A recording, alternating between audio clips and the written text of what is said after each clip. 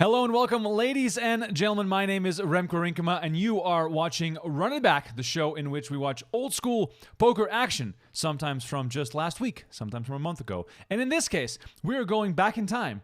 I want to say, let's call it, 13, 14 years to watch some epic action between Tom Dwan and Phill Hellmuth, among others, as we are diving back into the Poker After Dark archives, the vault, as I love to call it, for some Hellmuth Bash cash game from Season 5 of Poker After Dark.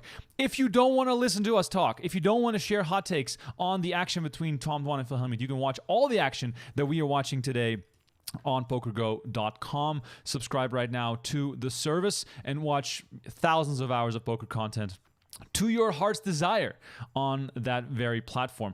Joining me already, his name tag says guest because it's interchangeable today. We have Collins on the show today. You the guest who is watching right now can join me here on the show. I'm sending the Zoom link on Twitch, on Facebook, and on YouTube, so anyone who wants to share their thoughts on the upcoming High Stakes Duel match between Tom Dwan and Phill Hellmuth can now join this very show. Drop in for a little hot take, a little quote, and just let us know how you feel. But the first person on the show who's already going to share their hot take, as we are in the intro, as you can see on the screen of the iconic Poker After Dark show, is my good friend Jeff Platt. Jeff, we're just going to go straight into it. Can he do it? Can he go 8-0? The answer, Remko Rinkema, is yes. Yes, Phill Hellmuth can do it. Yes, he can go 8-0. In High Stakes Duel matchups. He sweeps Esfandiari. He sweeps Negreanu. He beats Nick Wright to start High Stakes Duel 3. Yes, he can. Everybody, Remko, still. Oh, man, it's so good to have you on here. I do think the same. I think that Hellmuth is going to go 8-0. The 9-0, I can't be too confident about because it sort of depends on who he's up against. But in this case, and I said this on Twitter yesterday, Tom Dwan is going to get bored. It's a slow format. The blinds go up not fast enough for someone like Tom Dwan, with someone that has his appetite for destruction at the poker table. And I just think that Hellmuth is going to wait him out. He's going to wait and wait and wait and wait. And then we get to hour 5, hour 6, and then all of a sudden Tom Dwan is going to find himself in some sort of king-queen versus ace-8, and we know that Phill Hellmuth is deadly in those scenarios. So yeah, I agree with you. I think it's going to be the Hellmuth show all over again. I don't think Tom Dwan has it in him, but I am curious whether or not this loss that's upcoming versus Phill Hellmuth is going to, wake him up. And then we will see him back with a vengeance in the third round of High Stakes Duel 3. Looking back on the 7-0 streak by Phill Hellmuth, Jeff, what stands out to you the most about him, seemingly having figured out the format? It's a great question, and I think you said it in the layout of what you think the Hellmuth-Dwan match is going to look like, that it's Hellmuth just waiting, that it's Hellmuth just biding his time. The pots are astoundingly small if you look at I would say the first 7 matches as a whole, the first 3-ish hours, the first 6 to 8 levels of almost every single match. I mean, it is rare to see the pots escalate to more than 15 big blinds. It's just he has this little puncher style. He jabs and he barely jabs, and he's not affecting you, and then they play one huge pot. And Hellmuth always says this. He always says this. I'm going to get all your money. Blah, blah, blah, rant. Okay. But then I'm going to have the nuts. Oh, lost your audio there for a sec. Jeff, let's see if this is on my end or on your end. I just lost Jeff's audio. We do have a new guest also on the show. Jeff, are you still with us? I hope this is not my internet, ladies and gentlemen. I think my internet is fine. We might have lost Jeff here for a second. Let's see if everything else is still running. Let me see if I might have had a fatal internet crash. I think my internet is still working, so no issues there. I think maybe Jeff's... At least it's not coming through on mine. Let me know if we're having any issues, guys, if you guys are watching at home. If everything looks fine on my end. Super strange. I don't know what's happening.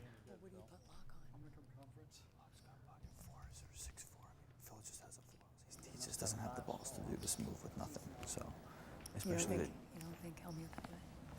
What Hellmuth show? 6-1. He's got a straight, big straight. He has 7-8 space, right? 7-8 of hearts, but he's never gonna call. Wow, I can only beat a 3, man. That's all I can beat. Yeah, Phil's hand is no good. No, he's saying no good. Of course it's not Zero good. chance. Phil would never do this without a Yeah, ball. but Phill winning right now. And He's not gonna call. He's not gonna call. But I think because of his ego, I think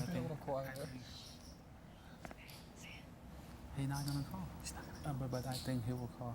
We're pulling 15 each, Joe, and we'll see what it looks like. Side bet Huh? coming. I bet you doesn't call. He's not gonna call. I bet you he does not call. I bet you he will call. 1,000. How much? How much? He has to call.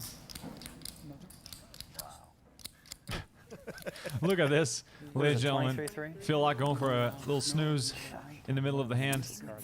What is he doing? Listen. Because Phill Laak didn't raise big enough, he will call. He only raised him. He raised him only 23,000. Wait, whoa. Okay, hold on. For those that are just tuning in, by the way, thanks for letting me know that everything is fine on your end. We're in the middle of a hand. Phill Laak versus Phill Hellmuth. Phill Laak is laying on the couch. Let's see if he can make the call here. Hellmuth, who has a straight. Oh yeah, Of course. Okay. Oh, Jeff is back. No audio though, Jeff. I can't believe I'm making bets against two of the best on the planet. What is happening here? I've lost my mind. Boys, I can only beat a few hands here. Don't worry, we got action. I can beat the 3-7. side We got action over action. here. I can beat the 3-7. I can beat the 3-3, but I can't beat any full houses. I can beat ace-6, but there's no way he raises with the 6. He's got a full house, a bluff, a smaller straight. he's wrong. I got up. Wow. I was like, I did not mute Jeff. Either way, it's pretty unlucky. I finally made a straight. This is my favorite moment. He starts talking to himself. So pure. I know. Is he going to lay it down? That's the question. Wow. Antonio's read of Phill Laak's hand dead wrong. As you get a Yes, look you at got Phill me. Laak, who's retreated to the couch.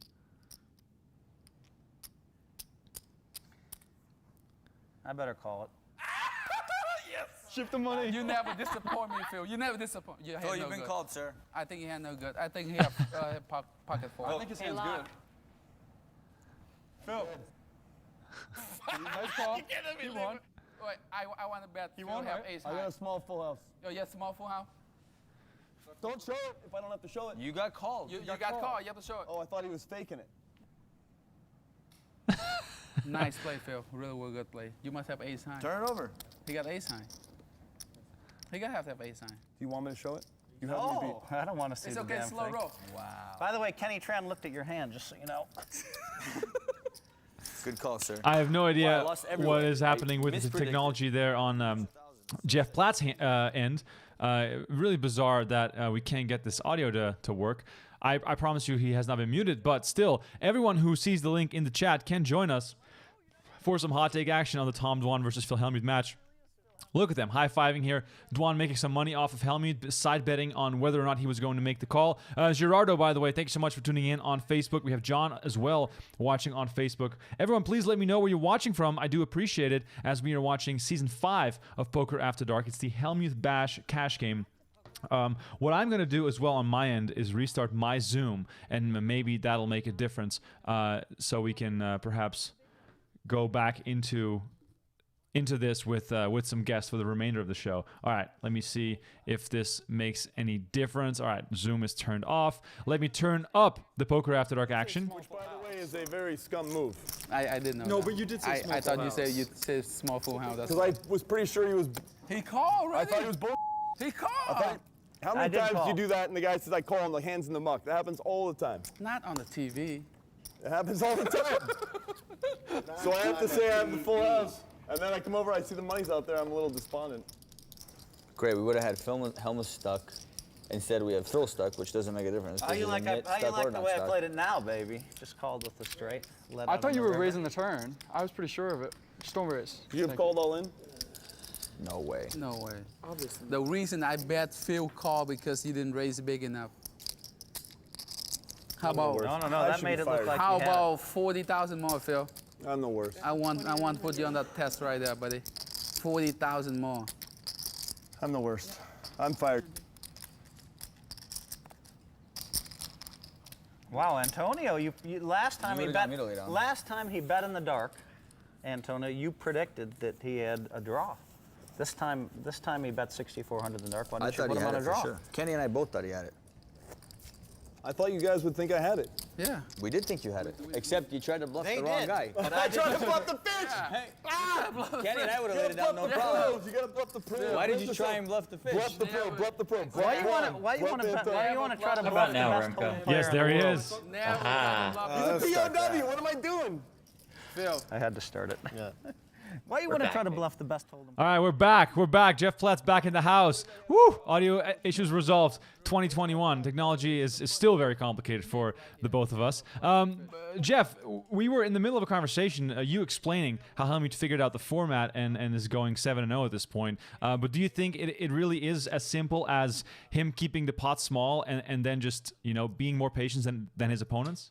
Not really. I mean, anytime somebody goes 7-0 in heads-up match, they have to run particularly well, right? And I think that Hellmuth did just that, especially against Negreanu in match 1 and match 2. I thought he played really, really well in match 3, and I think Negreanu would agree right there. And I thought he played really, really well against Nick Wright. He might not have played that GTO style, but he certainly deserved, again, fights back. He throws one or two of his little temper tantrums, and then he's just good to go. And then he's the best. That's why he's the best, Remko.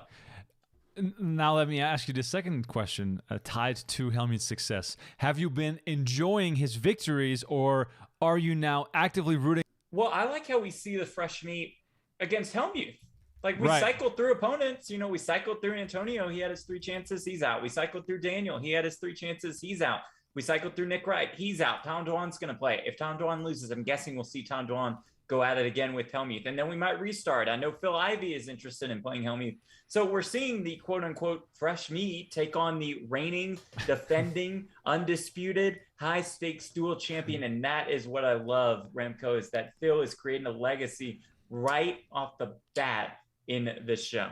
Isn't it funny how a year ago, before the first high-stakes duel, there was no such thing as a high-stakes match with escalating buy-ins and a prize pool that could potentially get up into the millions. And now we are in a situation where this is the thing Phill Hellmuth hangs his hat on for a lack of WSOP events to play. Like, this is now Hellmuth's thing. This is now what he talks about all day, every day. It's perfect. It's perfect. The show was perfect for Phill Hellmuth, who hasn't, really done anything in World Series of Poker online in the last couple of years, save for a couple deep runs. I loved the concept of high stakes duel. I do think we will soon see a match for at least $800,000 a person, which is absolutely fascinating.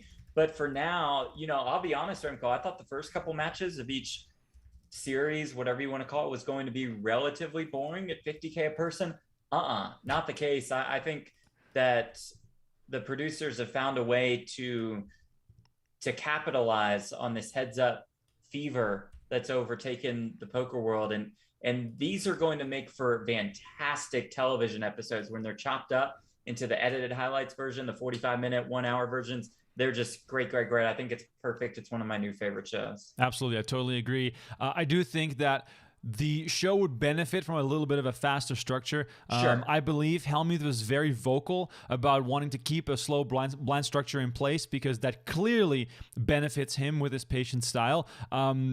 I do think that it's going to be more exciting to have a bit of a faster structure, to have a bit more gamble, and maybe keep these matches down to a maximum of 4 hours. I think that would be a little bit better. For the people in the chat who are wondering, what are you guys talking about? In case you're not from planet Earth, August 25th, the ultimate showdown, or I should say the first showdown between Tom Dwan and Phill Hellmuth since that iconic match between them on the NBC Heads Up podium when they were playing in that first round match. I want to say that lasted 5 hands, and then Hellmuth, of course, uttered the famous words, "Kid, you won't be around in 5 years." And now, 12 years later, we will see the rematch.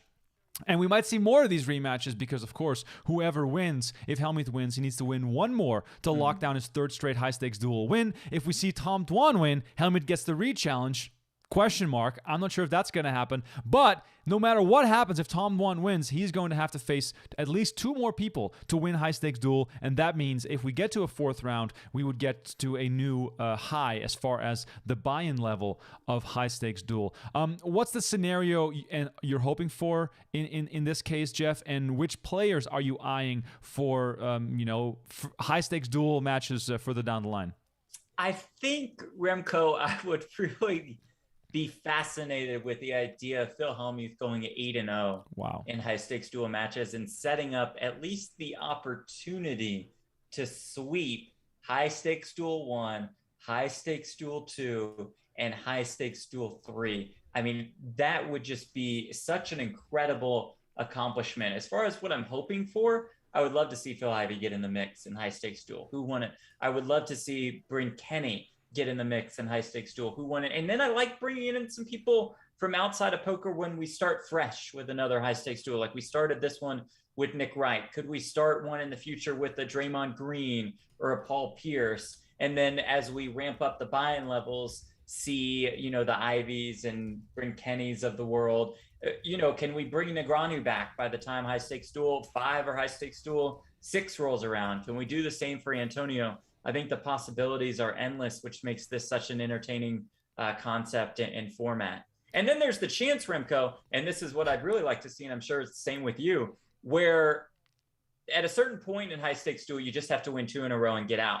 It's possible that just doesn't happen. And we just continue to escalate and escalate and escalate. And we see a High Stakes Duel match at $3.2 million a person or something, which would be amazing. That's ultimately what I'm hoping for. Yeah. I hope we get to a stage of High Stakes Duel where it's like Paul Newey versus Bill Perkins because no one else has any money to play. So we got just, 2 very successful businessmen who clearly know how to play poker going at it in the ring for an obscene amount of money. That would be my preferred outcome and have, $6.4 million on the line. That would be incredible. For the people in the chat, I see Jab watching from South Korea. I appreciate that. We have Ferdinand in the house from Philippines. We have Ronnie from Scotland. We have Mary watching from Australia.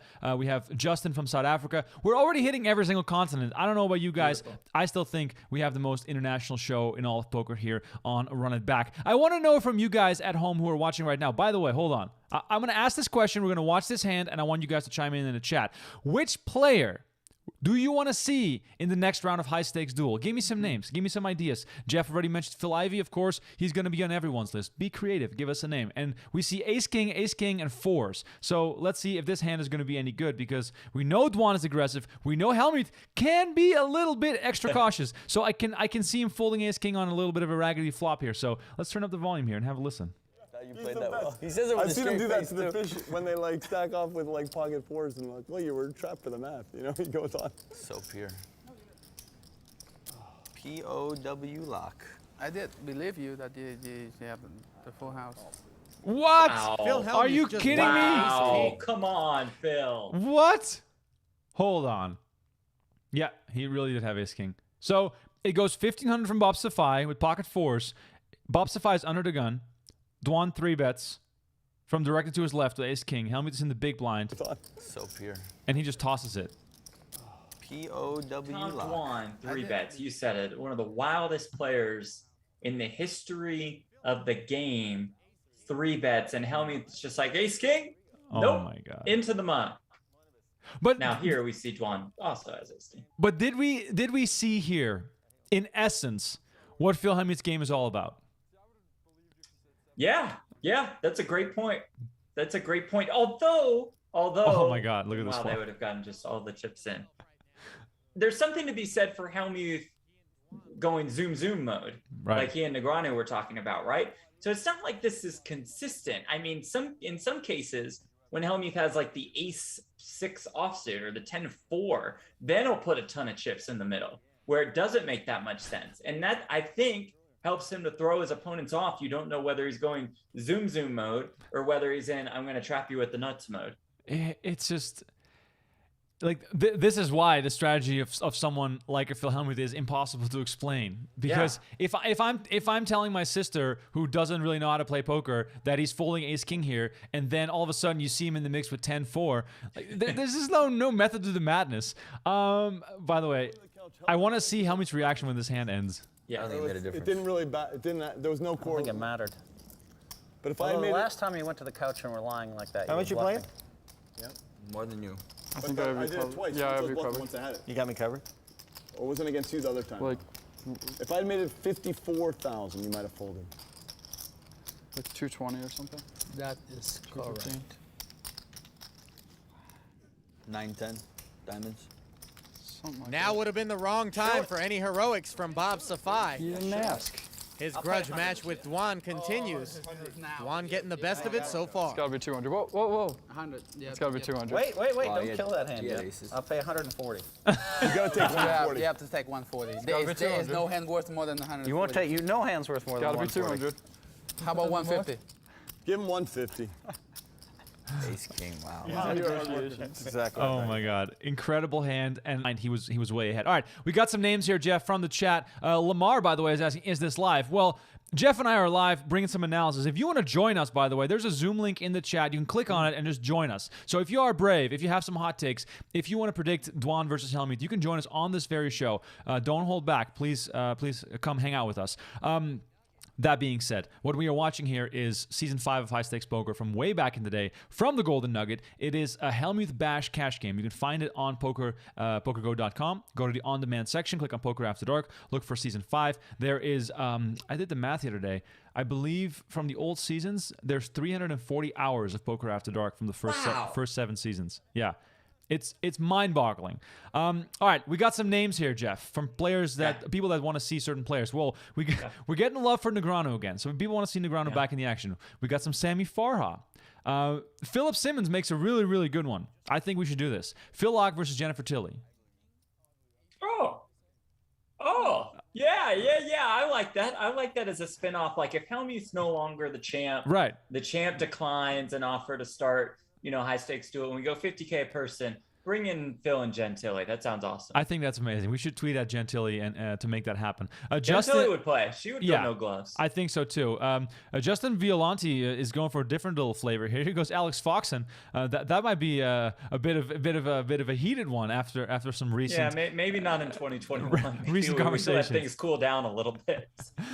Jeff Howe says Jamie Gold, and he says, "Oh wait, he's probably broke." I mean, we don't know that.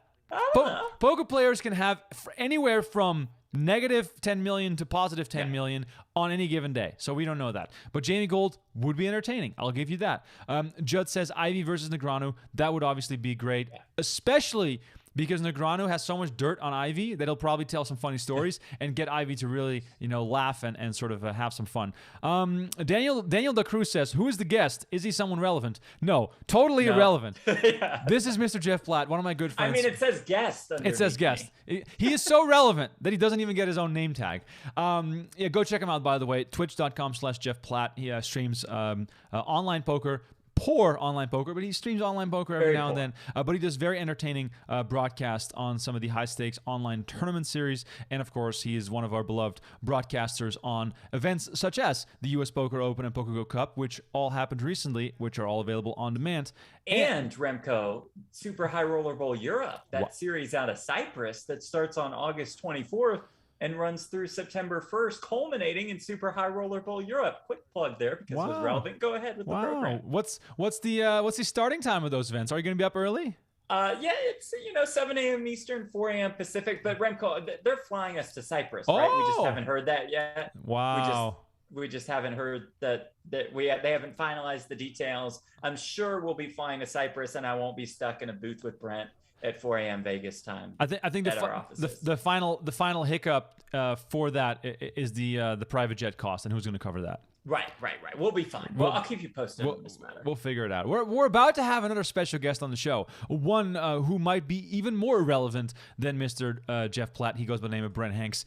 He's about to join us here on the show as well to give some hot takes on Tom Dwan versus Phill Hellmuth. More love, by the way, for Jennifer Tilly versus Phill Laak. Jivan says, bring Dan Coleman out of retirement. Alistair says, this is great. Dwan versus Jungle Man. Dirt Challenge revisited. I love that. That'd be amazing. Ooh. Jamie Gold still owes Farha like 130K from that Aces versus Kings hand. 100% right. You're spot on. That is my favorite hand of all time. Arguably the best hand ever televised. That would be amazing. Dapper Dave says Paul Fua versus Bill Perkins. That is like one of those 7-figure clashes where if we get up to $3 million a pop, then we're gonna see those guys in the mix. All right, we got Goose Fan on Twitch says Antonius next. 100%. I'm in. If all this travel restriction stuff is done and Antonius can come back to the U.S. from Monte Carlo, I'm convinced we're going to see Antonius back on the show. Pedro says, hi from Portugal. Pedro, thanks for tuning in. I appreciate it. My dude Badoot, great Twitch name, by the way, says, Tony G, no one else comes close to as entertaining on TV. I can't disagree with you there. That would be really, really fun. Maybe, just maybe, Jeff, hear me out here. Hellmuth goes win-win, beats Dwan twice, so we go to High Stakes Duel 4. By that time, Tony G is done with his water fast, and he can come back to the USA, and we get Phill Hellmuth versus Tony G in High Stakes Duel 4. How would that go? Sign me up for anything involving both Phill Hellmuth and Tony G, because we know that Tony G can get under Phill Hellmuth's skin, and that, ladies and gentlemen, would be magical. Speaking of magical, Remko. Oh, I see the name of Mr. Brent Hang. Oh, there he is. Let's see. They have the webcam on, Brent? Well, I hope so. There You he can't is. see me? Yes, there he is. Yeah. Brent Hanks, clean shaven with the Buffalo Bills hat on. It's almost NFL season. Brent Hanks on the show, ladies and gentlemen. By the way, the link is in the chat. If you guys want to join us on Zoom here, this is a hangout party. You guys can just do this. Yeah, we're hanging. Brent Hanks, I have one question for you right off the bat here. Are you sick and tired of Phill Hellmuth winning on High Stakes Duel? Well, yeah, I am. Of course I am. He's won 7 straight. I don't really understand it. If he does it again, if he wins, not round 2, but if he wins High Stakes Duel 3, I will forever call him, and I mean this, Lord Hellmuth, for the rest of my life until I'm dead. Every time you mention Hellmuth, you will call him Lord Hellmuth. Whether it's Twitter or in person on a broadcast, he will be known as Lord Hellmuth. That's it. That's very worrisome and troublesome because the record is showing that Phill Hellmuth does not lose in this format. He's 7-0. He's going on 8-0 versus Tom Dwan. Jeff and I talked about this earlier before you hopped on, Brent, but we both sort of agreed and said this format is so perfect for Hellmuth's style that he's going to just wait it out and bore Tom Dwan to death and then win in the 6th hour. Do you have any counter to that? Yeah, I mean, that's what he's done for all these matches, but I don't really, no, I can't really counter it. I just hope it doesn't happen. I don't want to see another 6-hour show of, limping and folding and Hellmuth doing all sorts of his weird white magic sorcery. I don't want that. I want Dwan to just win it sort of quickly, maybe in an hour, make it a real show, send Hellmuth into orbit, and then see if he actually decides to rematch. I don't think he'll rematch Tom Dwan, by the way. What? Wow. No, I don't think so. I think Dwan, if Dwan wins, Hellmuth, I think, will be out, and then we're going to have to bring in somebody else. All right, Brent, so you are the one, like, if we could look into your phone right now, you probably have about 20 text threads with people that are just chomping at the bit to get into the ring versus whoever it is. They just want to play in High Stakes Duel. Give us a little tease of some of the names that are circling.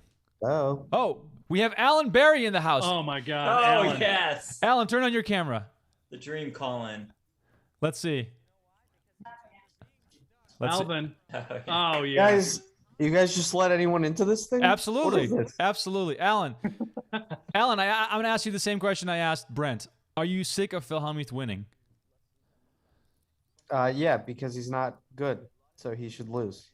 So you, as the man who always claims to watch the most hours of PokerGO of any of our subscribers. Am I the only person watching this? Is that what's going on here? No, we have actually plenty of people, but no one is brave enough to join us, and you are. So I'm very happy. Did you post the link or something, Remko? The link is in the chat on Twitch, on Facebook, and on YouTube, so anyone can join us. Someone is trying to sign in named Mike Postel. There we go. I'm seeing this right now. If it's Mike Postel himself, he might have some explaining to do. Be a good show. Alan, have you watched every minute of High Stakes Duel, and how do you look back on the way Hellmuth won? I didn't watch all of it. I fast forwarded through a lot of it.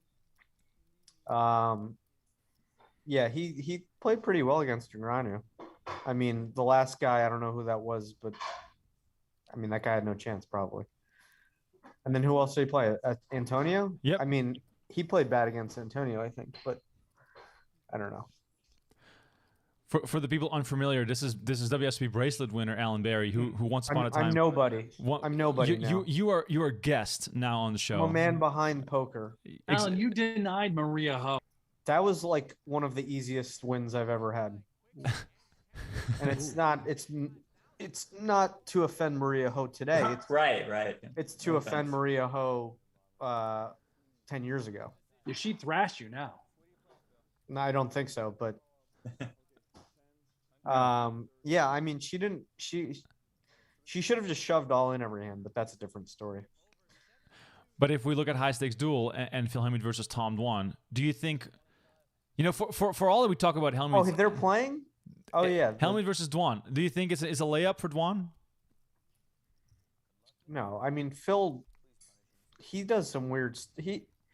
After watching him play Negreanu, I mean, he did some pretty interesting, bizarre stuff, but I don't know what he's doing. But I don't think it's. Maybe he's a small dog. I don't know. So Alan, the format in general, the doubling buy-in every single time you win a round. It seems like a miracle that we've not gone past round 3. Hellmuth winning 7 in a row up until this point. How do you like the format and the idea of the show in general? It's cool. You should make them more frequent.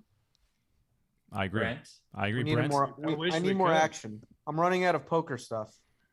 So hard. I mean, hey, Alan, we do have Super High Roller Bowl Europe, August 24th to September 1st, culminating in Super High Roller Bowl Europe at 250K buy-in. Just quick plug because it was relevant. Hey, Go ahead. when are you guys gonna put subtitles on so I can watch with no sound? I don't want to hear Brent. Alan, what's wrong? What's the problem? I don't like your voice, Brent, but I like you. Oh, Alan, let me ask you this, because Alan, you've known Brent longer than any of us. I'm just kidding. I like Brent's I know. Alan, you got to give me the insight on this. Isn't it funny how Brent puts on his commentator announcer voice when he goes on air and how different it sounds? Well, Remko, I think they're gonna do great tonight, and yeah, it's fake as shit. What is this? We're just here. Commentator voice. I think this is a roast. Yeah, it's turned into the Brent Hanks roast. By the way, I want to get back to your earlier question, Remko. You asked me about the list of players that I have from pros that have reached out to play. So just to make sure, we have there's 2 separate lists, right? The list of people that want to play specifically Phill Hellmuth is infinite. And I'm not kidding. Between who's reached out to me, to Maury, everybody wants to play Hellmuth. That other list to just be on the show, not as big because they really don't know who they're going to play. But as far as Hellmuth, you name them, they're on there. They've reached out and they want to play them. So give me some fun names outside the realm of like top poker pros or maybe some people that we might not expect that are waiting to get a chance to play against Phill. That are not top poker. Like, I don't want you to say Jason Kuhn and Nick Petrangelo because we just assume those guys are ready. Yeah, I mean, those ones are easy, right? I mean, Kuhn wants to play.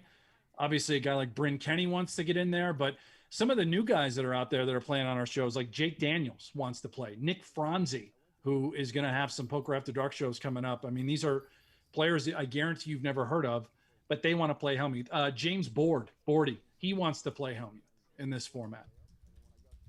Bordy could get under Hellmuth's skin a bit. Yeah. Hey, yeah. I have a recommendation, and then I have to go. Please. Heads Up 8 game would be really good for TV. It's really it's a lot more action than like standard like ring game because people are forced to play. I know ring game can get kind of boring. It's a lot of folding, but Heads Up 8 game, and I'm sure people would be down to do it. But as long as Limit Hold'em is involved, because nothing captivates an audience like Limit Hold'em. I mean, Limit Hold'em heads up, the hands would take like 15 seconds and it'd be action. Yeah. And if you get 2 people who just play fast, like it's going to be entertainment because of how quick hands go in limit formats, I do love me some 8 game. I think I wish we had more of that. Yeah. John Hennigan, by the way, does anybody play faster than Hennigan?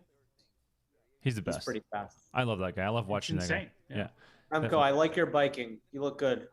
Thank you, Alan. I'm just getting all the weight off, so once I come to New York, I can eat at your restaurant for 4 nights in a row.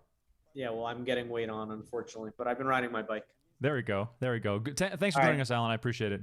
Thanks for letting me in. Goodbye. Absolutely. Bye, buddy. Someone by the name of Travis says on chat in Zoom, entertaining matchup will be Luke Swartz. Travis, if you want to speak your mind, all you have to do is unmute and share the thoughts with us. Brent, a name that was mentioned, by the way, that I want to float by you is Tony G. How realistic is it to get Tony G in the house once we no longer have the travel restrictions?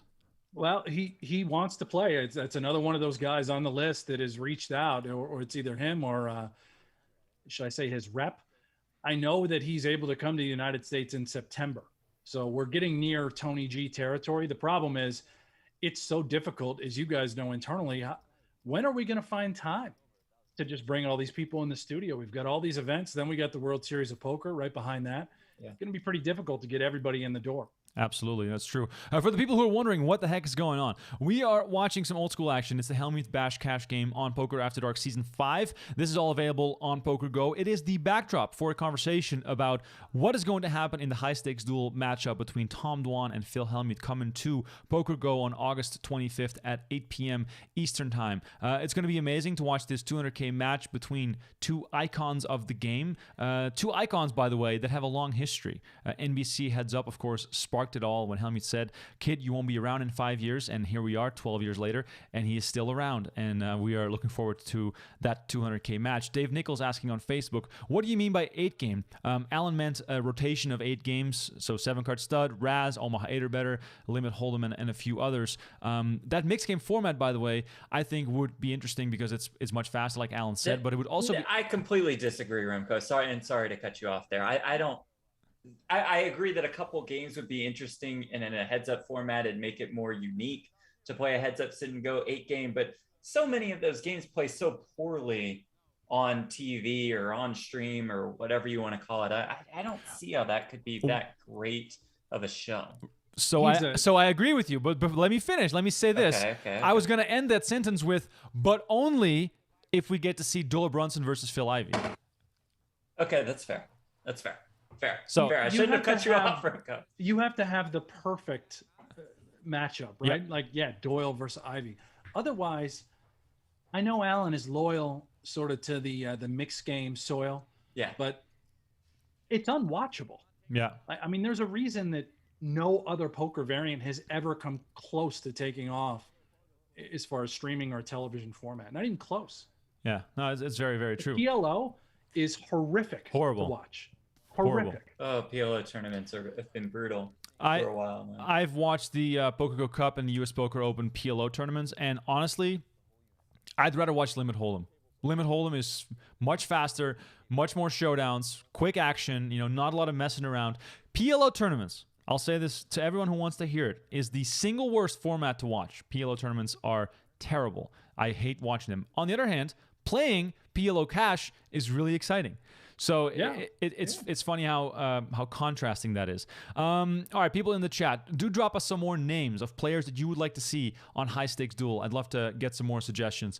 Let's see. This is an interesting one. Justin says Kevin Hart versus Joe Hashem.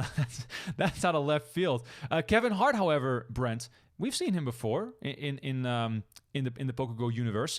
You still keeping those relationships warm to get maybe a celebrity in there? I mean, sure. Celebrities would be great. I thought Nick Wright, that matchup, which so many of the poker hardcores, you saw it on social media, they ridiculed it. And then you watched it, and it was maybe our best match yet as far as entertainment is concerned. It was astonishing.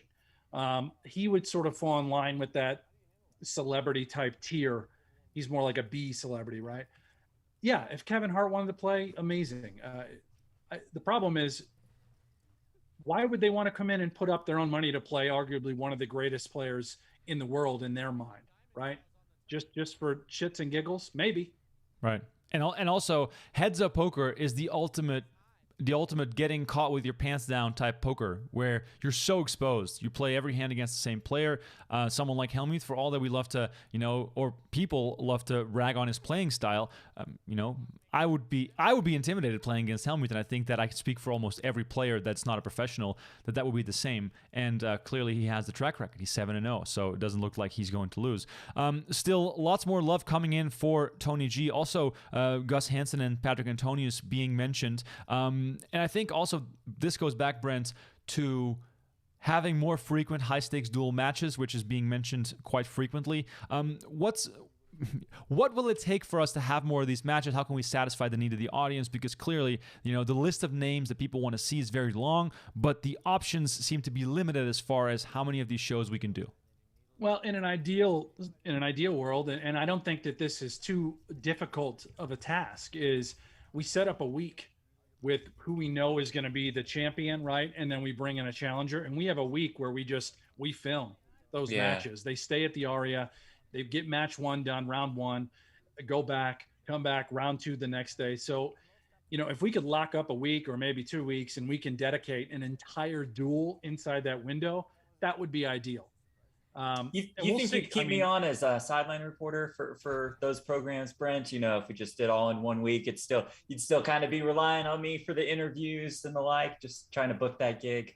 Not that my opinion matters, but I've told you this many times. I think you are far better as an interviewer than anything else you do, and you are already a spectacular broadcaster. I just think your interviews are dynamic. Oh, you guys lob that one up to you. Thank you very much. Should I leave? Should I leave? Can you guys just handle this? Out of the way, Remko. The two of us haven't seen each other in a week or so. Come on, man. I mean, it's been tough, Remko. Get that love. Yeah. Oh, but it is good to hear some insights from what goes into putting shows on like High Stakes Duel, and getting any poker player to adhere to any kind of scheduling is quite complicated. So it's good enough that we have Dwan versus Hellmuth locked in for August 25th.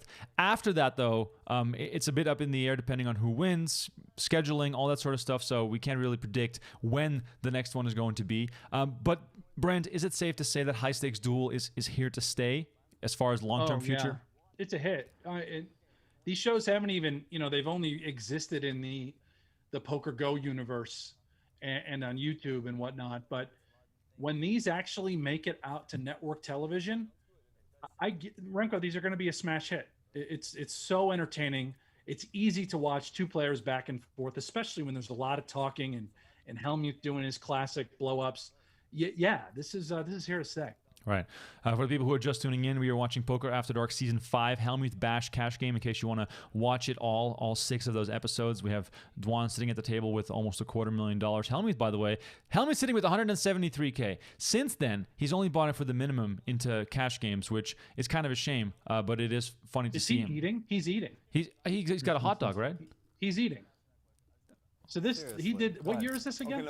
I think this is 08. I just got a little overwhelmed. There you go. 13 years later, the man still just can't stop eating at the table. Oh my God, let's see if we can get a glimpse of him with his hot dog. Enjoy myself and do a good job if I can, but... So yeah, okay. Oh yeah, there he is. There it is. The double bite. What was my last one? Oh, amazing. Still at the double bite. He is such an icon. I love it. It's really amazing. While I have both you guys here, there's been lots of talk and discussion about the World Series of Poker. Now, let's not get into the whole debate about the rules, the nitty-gritty, the wording, the verbiage. That stuff, I believe, can all still change, and we are still very far away from the first event, hearing the shuffle up and deal. But in you guys' honest opinion, what's the most likely outcome here of how the World Series of Poker is going to go in the fall? Go ahead, Brent. It's full speed ahead. But it's all about the protocols in place for the state of Nevada. And right now, it's masks. We don't have plexiglass back up on the tables. We don't have any of the dividers. It is simply mask up. You can't predict what's going to happen in the next couple of months, but right now, as far as I can tell, it's just full speed ahead. Yeah, I agree 100% with Brent. I would be shocked if somehow the mask mandate in Nevada disappeared by the time the World Series started. I think we will have masks. I think we will not have plexiglass.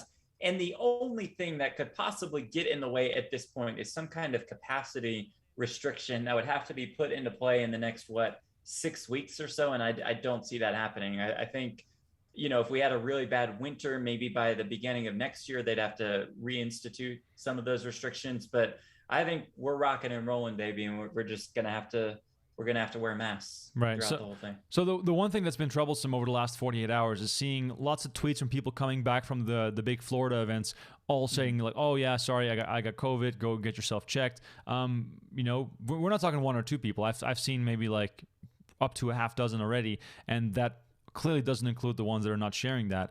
Brent, is that a worrisome sign for what we will see during WSOP and how it'll affect turnout?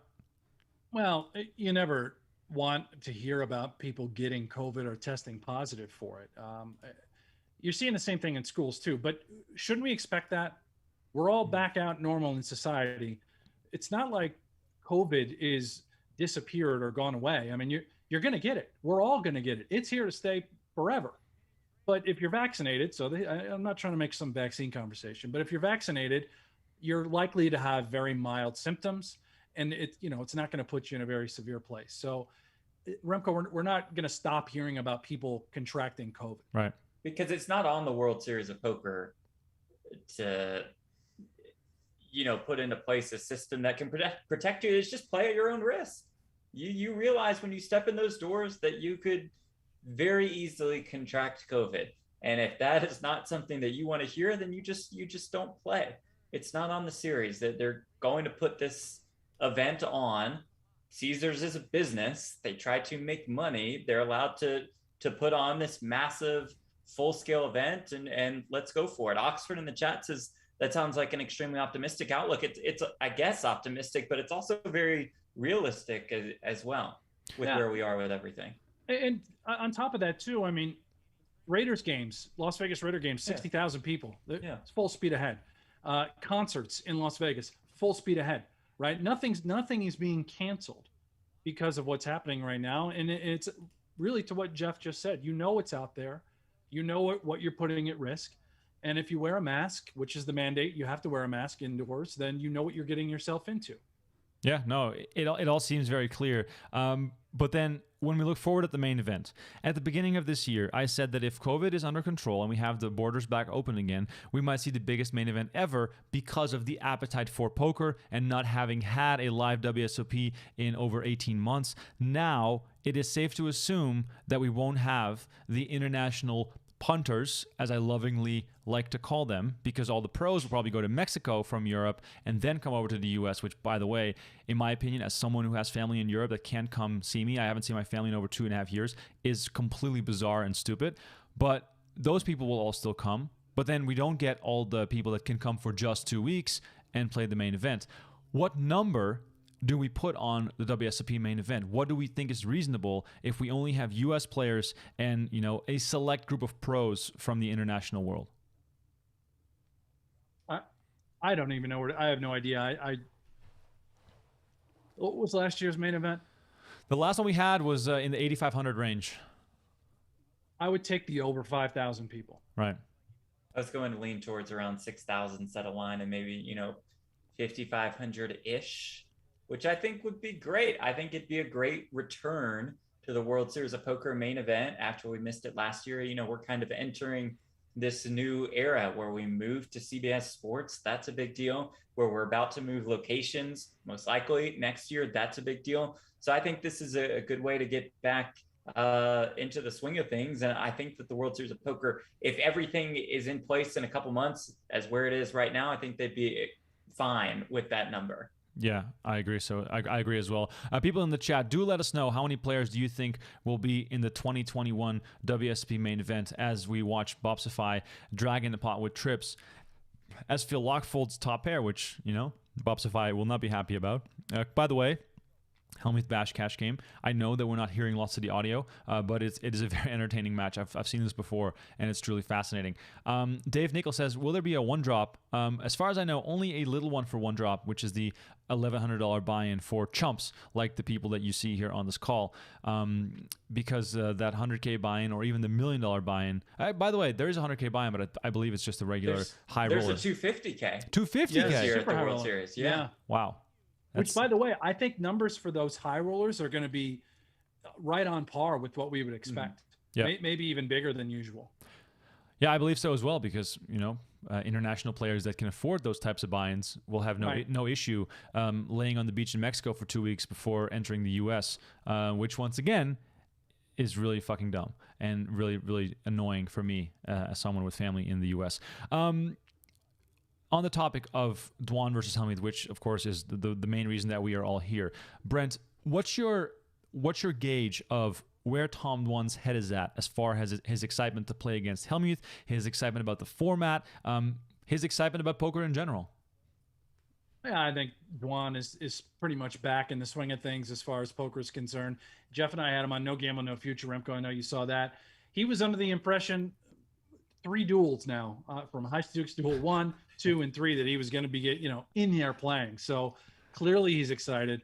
Finally, now he has the opportunity to do just that, and I would expect Dwan to put on a show. Yeah, I hope so as well. By the way, we got top pair here versus Trips. Let's see if Hellmuth can make some money. 78.5. Wow. All right, bye. Sir? Hold on. No. Hellmuth picks up a flush draw to go with his trips now. 78.5. But don't say it, Dirk, because these guys are still. By the way, what percentage? All right. First of all, Yeah. you say 78 and a half. Is he going to raise him? I said there. He better raise him. 75. You want to buy that? No. How about By you? the way, I thought it was going to be less, but I can 7,500 for Phill to call. at a higher market. You know what I mean? Who was that on the If I didn't know commentary? he was going to go higher, I would have It's Ali. 70. That's Ali? He sounds different, right? I know. Yeah. Just a flat call.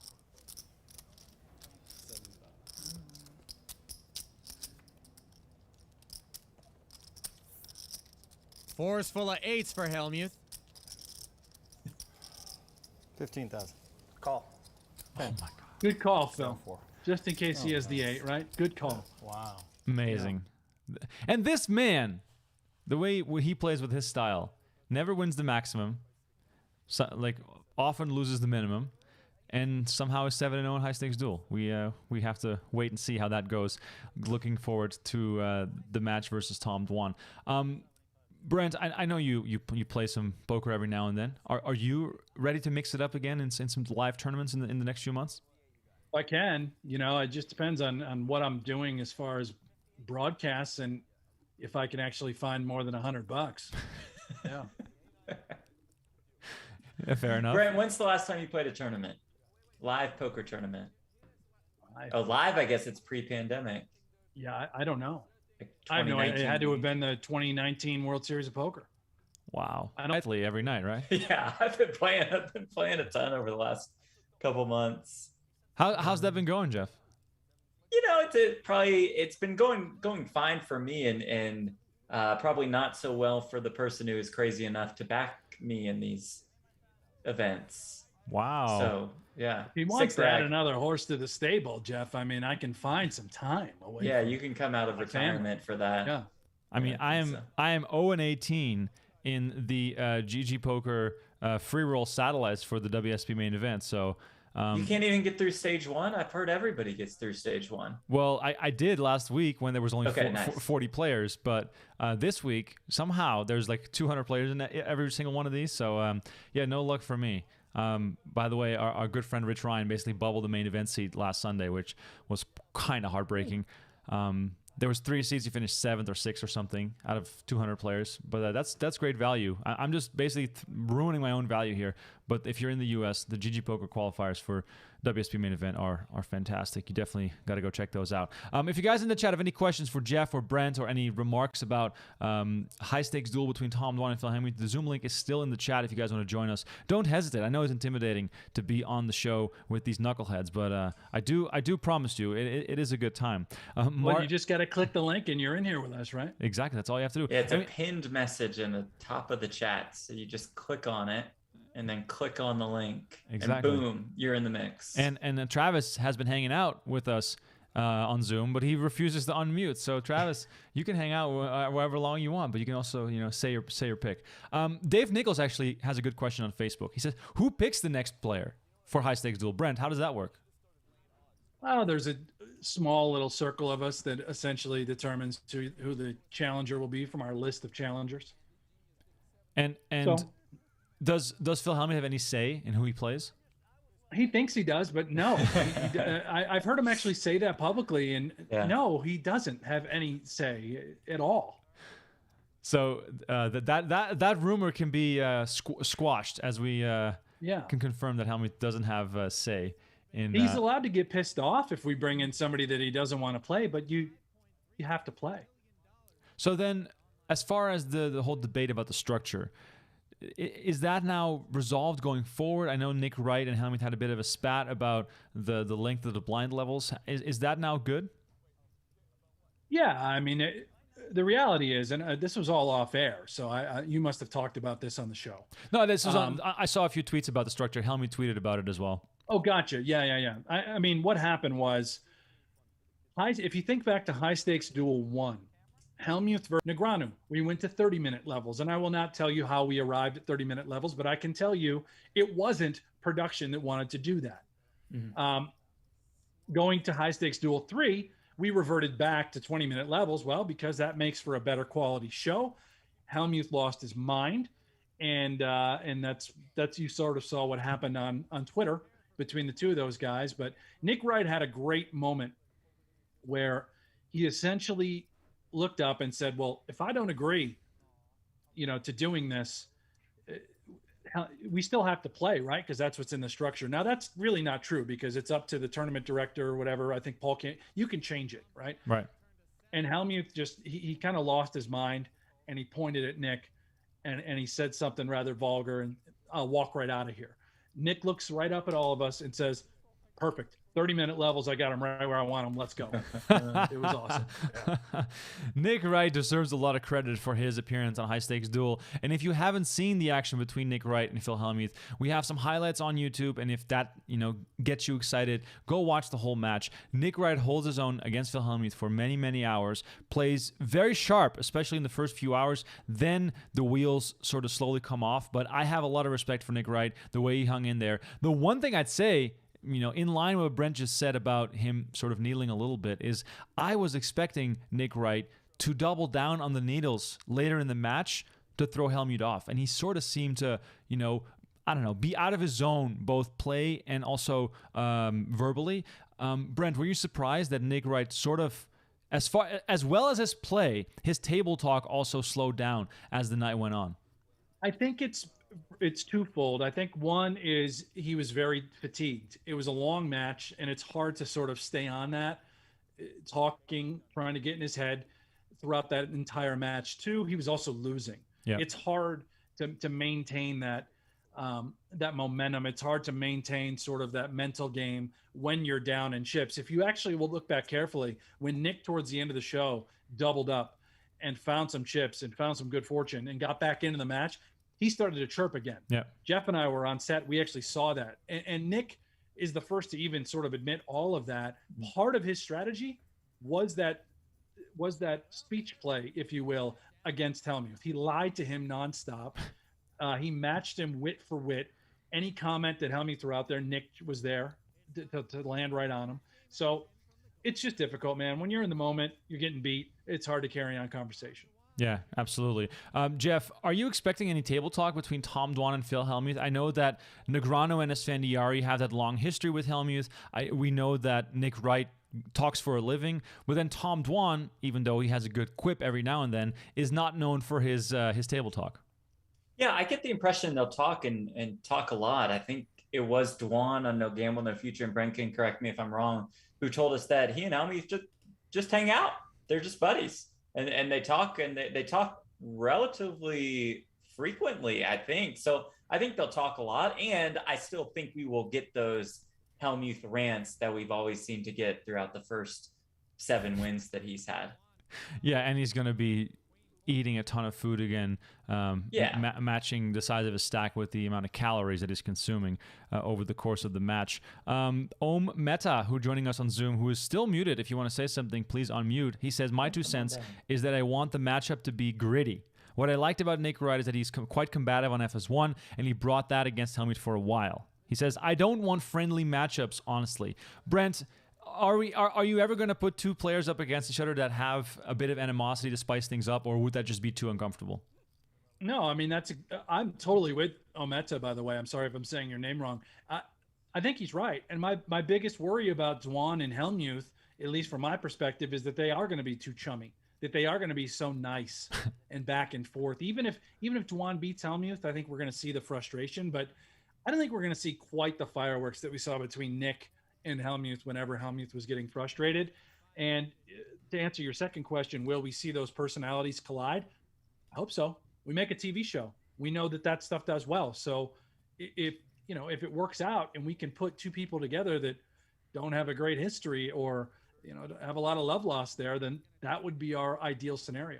Absolutely. I totally agree. I also want some more new school matchups in the ring, maybe a Bryn Kenny versus a Jason Kuhn, get some, I don't know, Bonomo versus Petrangelo, just to give the viewers a bit of a taste of what it would like to watch that. And even though that might not be the most talkative, you are sort of forced to interact with each other when you're playing heads up on a quiet set, when it's just the two of you playing one-on-one. So, that could make for some interesting TV, because I know those guys in most cases have a long, rich history of playing against each other in those high roller events. Brent, Jeff has teased this incessantly. Super High Roller Bowl Europe, that's coming up real soon, coming at us from Cyprus. However, Super High Roller Bowl Vegas is also back on the docket. What's the latest on that? I know we used to do a lottery. I know we had re-entries. I know there's been a lot of changes over the years. What can you tell us and the fans about Super High Roller Bowl in Vegas this year? Yeah, Super High Roller Bowl 6, it's back. Do I expect a lottery? I hope. If we have so many people that submit their non-refundable early payment, then we will be, we'll set up a lottery like we had to do in years past. Sort of what we were talking about with the WSOP, we could be limited with international travel. We just aren't really sure who's coming into the country, who's able to, who's not. But yeah, I think Super High Roller Bowl 6 in September will be back to normal. It's going to be the biggest buy-in event of the year, the pinnacle high roller. And I fully anticipate having that PokerGO studio would be filled. Right. Yeah, I hope so as well. I think, personally, it's always been one of my favorite events. I hope that we go back to a freeze-out. I think that's just so pure. I think that'd be amazing to have a freeze-out format for the Super High Roller Bowl. So it is, isn't it? Well, it was a case where you would get 300K stack, and it was like 300K Lammer chips. I think they did that one year. Like, was that 2017 where they tried that, the 3 100K bullets? Yeah. But I'm with you, Remko. Just we give you 300K in chips and let's go to war. Exactly. I think it's going to be a pure freeze out, Remko. Oh, I love it. I'm so happy with that. I will never forget 2015, the first ever Super High Roller Bowl. I was covering it, live reporting for PokerNews.com. Funnily enough, with Donnie Peters, who now also works for PokerGo. We were roaming the Aria Convention Center, where all the greatest had gathered. Everyone back then still dressed up nicely or somewhat nicely for these high roller events. The clause in the contract when you sign up for that event is still the same, but it's not taken as seriously as it once was. By the way, we see Bopsify with a set, Hellmuth with top pair. We need to watch this and see what happens. 5,500. Hellmuth bets his kings.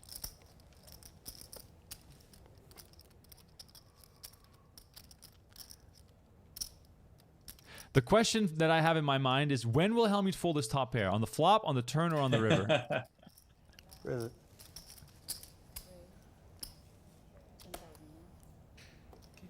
String raise.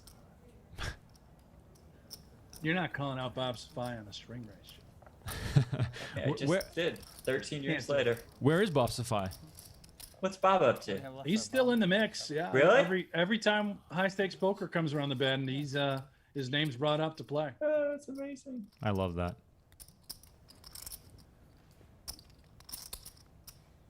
All right, Remko, here you go. You think we'll see the fold now? I will guarantee you he'll fold at one of these streets.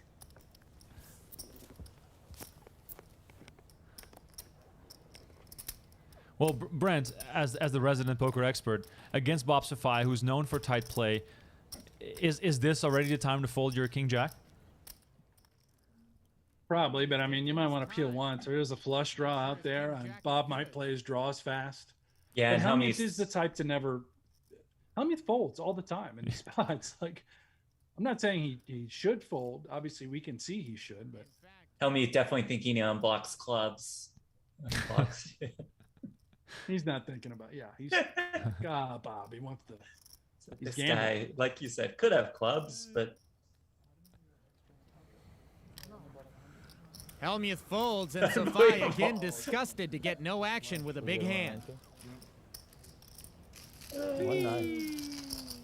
all right, boys, I got to run. Remko, this has been awesome. Yeah, You're man. awesome. Brent, you are awesome as well. As much as it pains me to sometimes say that. Wait, are we allowed to plug our show that's next, Jeff? Go ahead. Yes, I've plugged it. I plugged it twice, but I'd be more than happy to, Remko, if you allow me to plug it one third time. Super High Rollerball Europe Series. That starts August 24th. It runs through September 1st. It culminates with Super High Rollerball Europe, a 250K buy-in. We are on every single morning, 7 a.m. Eastern, 4 a.m. Pacific. Now, of course, Brent will be in Cyprus for this, right?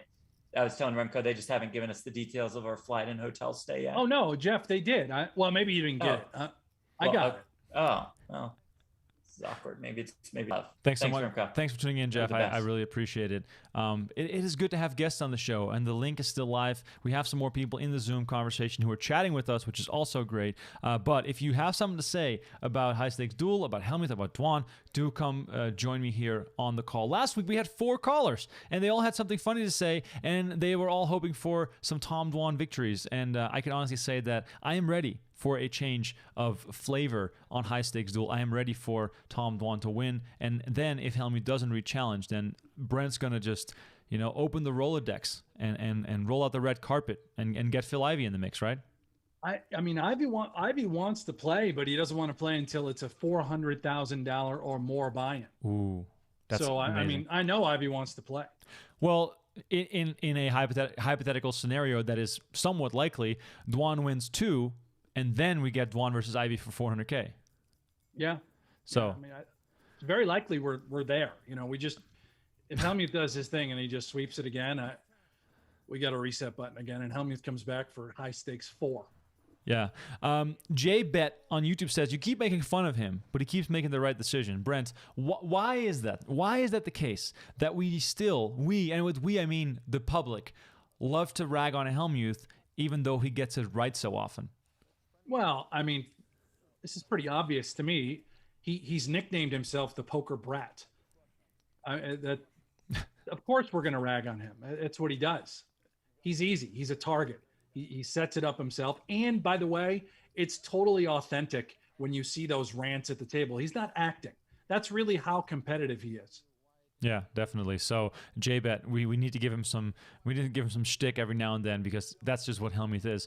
Meanwhile, for those who are just tuning in, we are watching Hellmuth Bash Cash Game on Poker After Dark from season 5. So we are way back in the vault. Kenny Tran in the mix. By the way, Kenny Tran, one of the most legendary players of that whole era, making sick calls. They call him Sick Call Kenny. Made some deep runs in the WSOP main event. I believe in 2009 he got very close to the final table. 2007 he got very close to the final table. And he's just one of those players that really livened up the tables back in the day. Not really sure what he's up to now, Brent. Do you have any idea if Kenny Tran is still around? I hear he's still in the LA area playing, but yeah, no, he'd be a good one to get back on a show. Yeah, that'd be awesome. Hey, with that, Remko, I need to depart. I can hear my kids coming in. Oh boy. And it's going to get loud and chaotic, and I need to go help out. Appreciate you, Brent. Thanks so much for tuning in. I appreciate it. Great show, Remko. Keep it going, brother. Absolutely. Thank you. While Brent signs off, I see Caleb joining me on the show. Caleb, if you want to chime in, just unmute your webcam and unmute your camera, and your camera and webcam. Camera and microphone. That's what I'm trying to say. And you can say, Caleb, you're unmuted. Do you have a camera to turn on? Unfortunately, I don't have a camera. That's fine. That's fine. Not quite. But I am interested in the whole conversation of the Hellmuth and just in general Hellmuth. Been watching Hellmuth for a long time. I'm a pretty young lad. I'm 23 years old. I'm currently active duty U.S. Army stationed out in Florida. Okay. So I hit up the local poker rooms here, gone out to Best Bet Jacksonville a couple times, played on a couple of their live streams. So I've been watching Hellmuth for a while, as all of us have, coming through the up and up on poker. I think the Hellmuth aspect of Hellmuth himself is why he'll forever get paid and he'll forever continue to win, because all any poker player ever wants to do, no matter what level you're at, is beat Phill Hellmuth. That's really what it is. You know, we saw it with Negreanu, and the banter and the constant back and forth is all anyone wants to do is beat Phill Hellmuth. Very, and now very we're true. seeing competitor after competitor at every different level, like going after Hellmuth and trying to put money on the line, hundreds of thousands of dollars on the line, and nobody's doing it. I mean, and that's because Hellmuth calls it white magic. I just call it Hellmuth because that's him. That's what he does. You're spot on, Caleb. That is definitely true. He's a man of mystery, and he's a man of just absolute and complete, chaos, but it's constructed and it's calculated chaos. Absolutely. So, Caleb, let me ask you this, Caleb. Do you enjoy it? Do you enjoy watching him win time and time again? I absolutely do. So I am by no means a fair weathered fan. Tom Dwan is my absolute favorite, just because the young recklessness when I was watching him on High Stakes Poker when I was literally like 13 years old and stuff like that. But I really enjoy the upset of it. I was definitely, after watching round one of Negreanu and him, I was definitely rooting for, going into it, I thought Negreanu definitely was a favorite there. But after watching it, my whole perception changed after round one. I spent a lot of time watching Negreanu and why can't I think of his name? Polk. There you go. Polker News. Doug Polk. Spent a lot of time watching Polk and Negreanu and analyzing hands with a couple of my buddies around here, and just spending some time really in the lab looking at the solvers and this and that, because that's definitely both of the approaches that those players took. They had teams, they had people, they had resources, and they took that approach. Phill Hellmuth, on the other hand, shows up to play Daniel Negreanu, talking about the white magic effect, talking about the Godzilla of poker effect. This guy just shows up and throws every solver out the window, throws everything out the window. And it threw him for a loop. And after I watched that first one, I told my buddies this. I said, Negreanu's not going to beat him. It's not going to happen, because Negreanu is playing to play against a solver, and a solver can't beat Hellmuth, because Hellmuth doesn't play like a solver. If you guys agree in the chat, do let us know. Caleb is dropping some knowledge here. So Negreanu, with his GTO strategies, was not up against the white magic of Phill Hellmuth, and now we get to wait and see if Tom Dwan is up for the task. Now, Caleb, do you think that Tom Dwan has the patience and the skill and the resolve to beat Phill Hellmuth? So here's the interesting thing about Tom Dwan. As we all know, Dwan, I think a couple years ago, I'm not going to use the word disappeared, but definitely went over to, the Macau area, I believe is where it was, and became a short deck guy, because that's definitely where the money is. Watching some of the Triton streams and stuff, holy cow, I don't blame him one bit. But here's the thing that Tom Dwan brings. Tom Dwan's definitely a different player, and I think we got to see this on this last Poker After Dark on PokerGO, where we got to see Dwan and Ivy and them back in action after years and years and years of not seeing them play. Dwan is not the same Dwan that he used to be. And I'll go as far to say that old Tom Dwan, I think if he brings out that same crazy side of Tom Dwan, I think he wipes Hellmuth. I think he absolutely wipes him. And you watch old Poker After Dark, and you watch all these old reruns, you see that. You see Tom Dwan not just wipe Hellmuth, they'll wipe everybody. Like Tom Dwan during this era that we're watching here was undefeated. Nobody beat that man. And I think everybody can agree at that topic. And so I think if Dwan gets back to his roots, and Dwan gets back to that little more unorthodox play, that little more head scratching, like, wow, because I think we've seen twice now that GTO doesn't beat Hellmuth. I'm not too familiar with the gentleman he played on his last heads up battle. I'm just not too familiar with that gentleman. I've seen his Twitter, watched the actual match itself. I'm just not too familiar with the gentleman.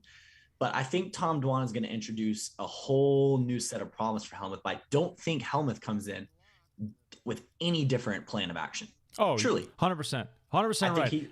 Phill Hellmuth doesn't prepare for anything. Phill Hellmuth is just Phill Hellmuth. And everyone else, we're sick about how they're going to approach him. He just shows up, he eats Sour Patch Kids, and he wipes the floor with you in hour 6 of the match. That's what we've seen every single time so far. Absolutely. And that is there's probably an unspoken thing there about how frustrating that must be when you're in Negreanu sitting across and you're veganed up and you're over here eating like super ultra refined everything, and you're doing all of that in the moment, and you got this guy open up a 5-pound battle multiple times that Negreanu should have beat Hellmuth, and I think we can all agree on that. Yep. Whenever he had Hellmuth, like 20-1 or like 19-1 or something crazy on the chip count. But you just can't put that nail in the coffin. And I think that up to this point, Tom Dwan is the best competitor for his play style to beat Hellmuth. I don't think Hellmuth's the greatest heads-up player of all time. Truly, I don't. I don't know who the best heads-up player of all time is, but I don't think it's Hellmuth. I just think that Hellmuth is choosing his fights right. Similar to like Jake Paul in the boxing ring almost. I think he's choosing the right competitors. He's choosing the right opponents. And he knows, and that's why I'm kind of is the Tom Dwan one is 100% confirmed, correct? August 25th, 8 p.m. Okay. Eastern time. It is happening. Okay. I thought so. I just wasn't 100% sure. Didn't want to outspeak. I think this is an interesting step by Hellmuth, and I think this is a pride play by Hellmuth. I think this might be the one that bites him because this is another big name like Negreanu was. He crushed Negreanu. Again, I'm not too familiar with the other gentleman, so I don't know if he's a big, huge name of poker, and I'm just not too familiar with him. But Dwan, that's like the money fight.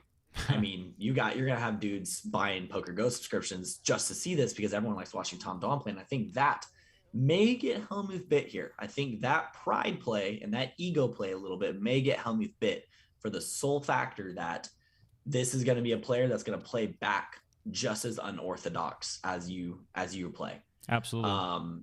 Now I will give an arm, a leg, and everything in between to see a Phill Ivey and Tom Dwan heads up. I think everybody in the poker community agrees with that. Phill Ivey that's just Phill Ivey. That's like the end boss. That's the end game right there. And I think everyone agrees with that one. Well, you heard Brent Hanks say it earlier just before he left the show. He said that Phill Ivey does not care to play until it's a $400,000 buy-in. Right now, we are at the 100K level. So 100, 200, and then 400. So if Tom Dwan beats Hellmuth and then beats whoever's next, then Phill Ivey is waiting in the wings to take on Tom Dwan. And that would then be the championship match for Tom Dwan because it would be his third in a row that he could win. And if he wins that, he is crowned the champion of High Stakes Duel 3. If not, if Ivey wins, he would then need to win one more at the 800K level against whoever then becomes a challenger. So we have a roadmap towards an 800K match, and it involves both Tom Dwan and Phill Ivey. And I could not be more excited that this is actually a possibility. Yeah, no, absolutely. I think it's the dream scenario for, everybody who's ever been a poker fan to see something like that. I know that it's all set up in format and stuff. I would be curious to see, if Ivey, out of pure just wanting to play Dwan, would take it. That Dwan would be itching to play Ivey. I would assume when you're both at that level, and when you talk about the greats of poker, a lot of people are looking at 1 and 2 there. And that's an honest statement. When you're not looking at bracelets, which is Hellmuth's argument, or total cashes, which is Negreanu's argument, and all this and that, you're just talking straight, raw, who is the best poker player of all time. Those two definitely come up in argument for 1 and 2, 1 and 1, 2 and 2, whatever it may be. So I'd be curious to see about, but I think that Ivey is like the end boss when it comes to it. I super look forward to seeing something like that. I think that would be a ton of fun. I see one thing. I have the screen open. I see that like Dapper Dave said that the stack depths won't permit the opening blinds. They start at what? Like how many big blinds deep do they start? I believe they start 200 big blinds deep. It's a pretty slow structure, and especially in the first 3 hours, there's lots of room to mess around. So I would not worry about that. By the way, Caleb, the people in the chat are wondering, and by the way, complimenting you on your commentary for someone who is fairly new to the poker commentary game, but you might have a future in it. Who knows? Anthony is asking, who's the guest? Caleb, give the people some more context as to who you are and how much poker you play, where you play, and how you discovered the game. Yeah, absolutely. So again, my name is Caleb. I'm 23 years old. Currently residing out of Eglin Air Force Base. I'm currently active duty U.S. Army. Been playing poker since I was in the Army since about 18. I used to play in the barracks with some buddies, but really got into the game at 17, playing at our local home casino when I turned 18 of WinStar World Casino and Resort in good old Oklahoma. I'm from the Dallas area originally, so we used to take trips up there. Really was infatuated by the idea of being able to take old men's money and then get told good game afterwards. So I just went in one day and not knowing a thing about poker, thought King 9 was a great hand and just kind of started playing. Got crushed, decided, you know what? We're gonna do some digging. So went into do what everybody did, bought Super System, started watching a ton of YouTube. Much credit, shout outs to people like Andrew Nemi, Brad Owen, been watching them for years. Had the chance to meet Andrew Nemi. But so really only have about of total poker time about 5 years.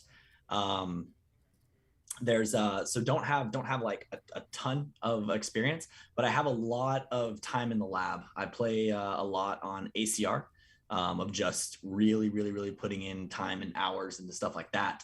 I've never done any sort of like broadcasting per se or anything. I know a lot and I watch a lot of poker. I spend tons of time watching YouTube and stuff, and so I stay caught up and up to date with everything. But yeah, it's a fun time. It's a nice little side thing. I play out at the local room out here. It's called Ebro Greyhound Track, actually. Okay. It's a Greyhound track that has the absolute best 1-2 action, because that's typically the only game you're ever gonna find, and I will put bets on that. It's 1-2, max buy-in's 400, and you see stack depth sitting on average. You'll see guys with 5,000-6,000 in front of them. Wow. It is insane out here. That's amazing.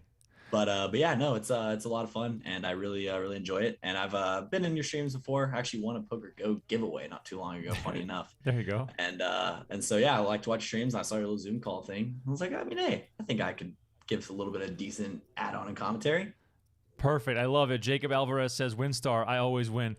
That's good to hear, Jacob. I'm glad you're winning as well. For the people who are wondering, this is my call-in show for Run It Back. We are previewing Tom Dwan versus Phill Hellmuth on High Stakes Duel. That is happening on August 25th on PokerGo.com, 8 p.m. Eastern Time. The ultimate showdown between Tom Dwan and Phill Hellmuth for $200,000. That's what you're previewing. We are watching the Season 5 Hellmuth Bash cash game, which of course is a classic old school piece of action. And now, as it says, tomorrow on Poker After Dark, which will be next week, we are at the end of the show for today. So I want to thank Brent Hanks, I want to thank Jeff Platt, and I want to thank Caleb, who is an active duty U.S. military, 23-year-old guy calling in from Florida, where he's stationed. Caleb, thank you for your service, and also thank you for tuning into the show and sharing your thoughts. It was very eloquent and to the point, and I appreciate your thoughts.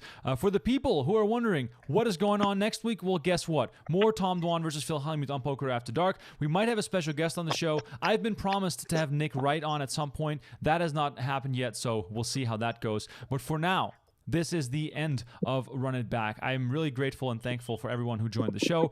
Please like this video and subscribe to the channel on your way out. And then for now, I will say see you guys next week. Thanks for watching, and this was Run It Back.